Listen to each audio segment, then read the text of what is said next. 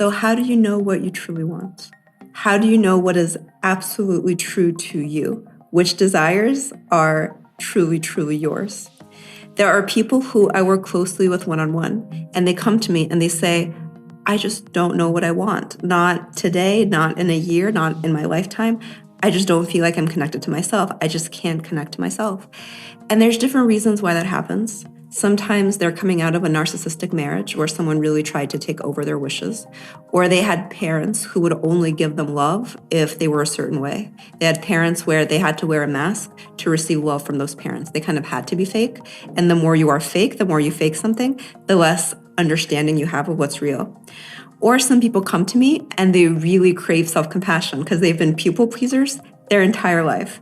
And all they know how to do is people please. They don't know how to please themselves, but they're really good at tuning in, maybe acting a little bit and pleasing everyone else. So I've worked with hundreds of people with this issue, and this is what we do together. It's a practice of connecting with yourself, not from a place of fear, people pleasing, trying to make a narcissistic marriage work, trying to get your parents to love you. That's all fear. You're connecting from a place of fear. I'm going to give you a technique in this video of how to connect from a sense of flourishing. How do you connect to yourself from a sense of happiness and happiness growing? And how do you grow that happiness? So when people come to me for consultations about this, this is the question I ask them. If you were to have everything you wanted, if I were to give you a magic wand and I were a fairy and I was your fairy godmother and this magic wand really worked and I would say everything is possible, how would you use that wand? How would you live your life?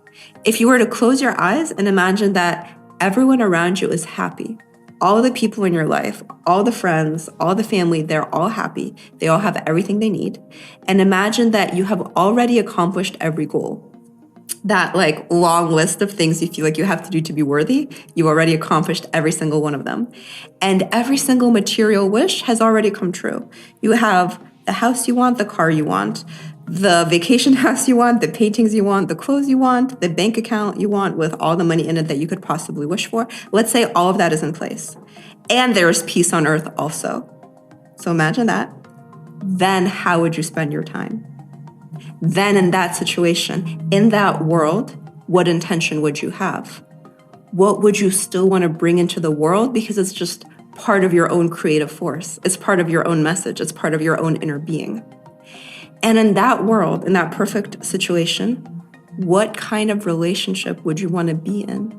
What kind of relationship would you want to have and with who? And where would your heart, your own love for the world, your own creativity, where would that lead you? How would you want to express yourself in that world? That is you. So close your eyes and just think about it for a second. Everyone has exactly what they want in this life. All your loved ones, all your friends, happy, satisfied, fulfilled. No one needs any help. No one needs you to do anything for them. Then what would your wishes be? Those are the deepest desires that then come out. This is what you really care about. It's independent of material things. It has to do with what your inner being wants. And what I've learned is that when you follow what your inner being wants, you actually get a lot more material things in the end. I want to read you a short excerpt from American novelist Tom Robbins. Growing up is a trap. No, you have no responsibility except to be yourself to the fullest limit of yourself and to learn and find out who you are. Or perhaps I should say, to remember who you are. Because deep down in the secret velvet of your heart, far beyond your name and address, each of you knows who you really are. And that being who is true cannot help but behave graciously to all other beings, because it is all other beings. So what I love about this excerpt is that I agree that when you are kind to yourself and connected to yourself, you are also kind to all other beings. There's a South Asian teaching in the Vedas that the universe gives you a certain reserve of energy the day you were born. So the day you are born with the exact amount of energy you need to make all your wishes come true. So any wish that occurs to you in your mind, you were born. It's your birthright to have the energy to make that come true. You have enough energy to be happy and healthy and happily in love and to create the things you want to create. But here's the catch. This is why we meditate. Every time you waste energy, every time you judge, every time you criticize, every time you do something that's dishonest to you just to make someone else happy, every time you people please, you have less of that energy. Your reserve goes down. So if you use that energy wisely, you have just enough. But if most of your wishes, for example, are for other people, if most of your wishes are not your own, you don't have energy left to make your own wishes come true in this life. So think about it. When you're judging someone, what's the wish that's not going to come true because you're judging that person? When you're being dishonest about something, what is the wish you're giving up in that moment because you're spending your energy on that lie?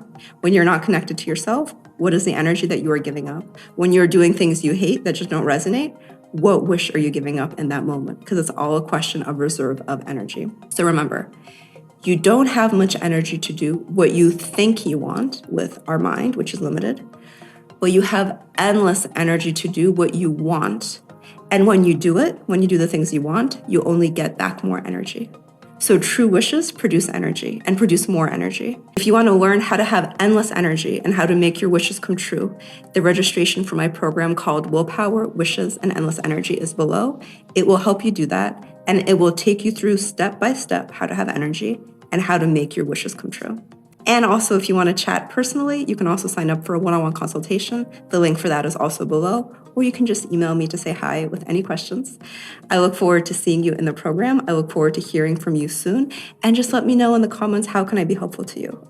I want to make these videos to make your life better, to make you more excited about life, to give you the practices, the exact mental practices you need to get what you want both internally and in the material world around you.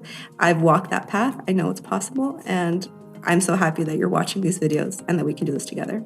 So I will see you next time in the next video. Thank you so much. Bye, everyone.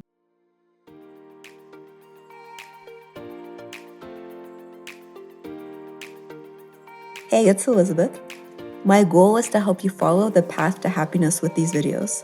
There's always something new each week. Subscribe to this YouTube channel so you see them. I'll see you soon.